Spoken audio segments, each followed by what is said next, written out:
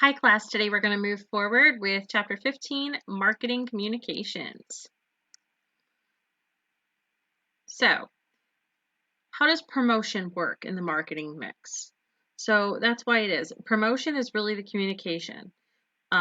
It's that marketers, they inform, persuade, and remind potential buyers of a product in order to influence an opinion or elicit a response, meaning buy it. So promotion really is just communication that convinces somebody to consider or buy a product.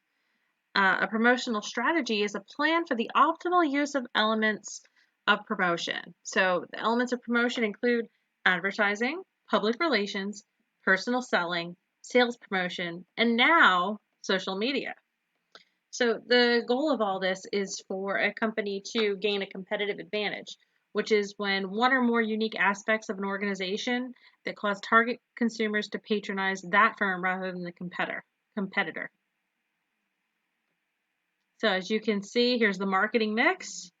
We are looking here at promotion, and within the promotional mix, we have those 5, and then we come up with the promotion plan.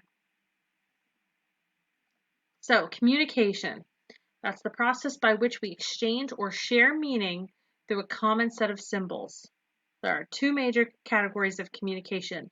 The first one is interpersonal communication. That's direct face-to-face communication between 2 or more people.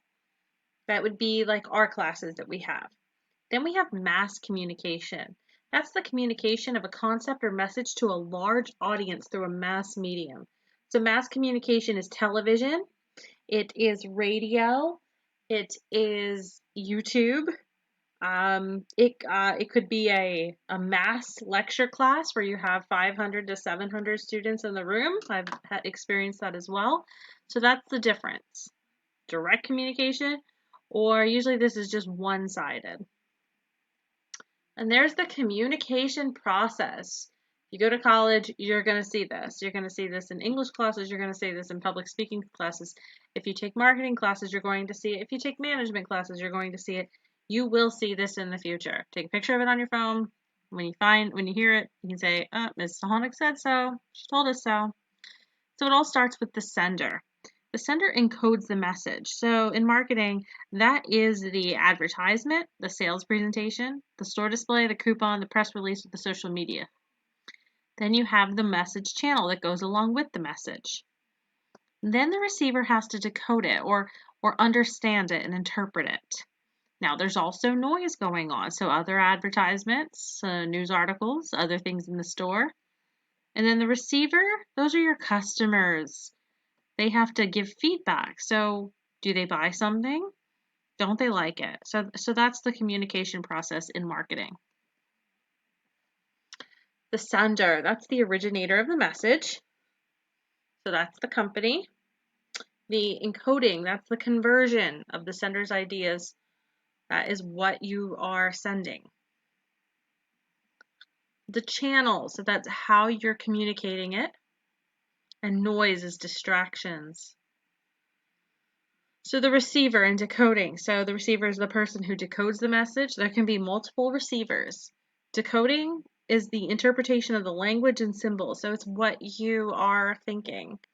It's all about perception, what the consumer, the buyer, perceives the product to be. So even though a message is received, it may not be properly decoded.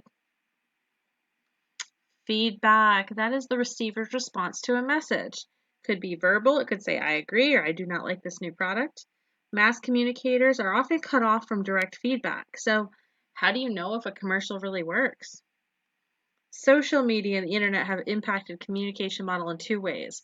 Consumers are now able to become senders, and the communication model shows the feedback channel is primarily impersonal and numbers driven. So promotion can perform one or more of the 4 tasks. Informing, so telling a consumer about a product.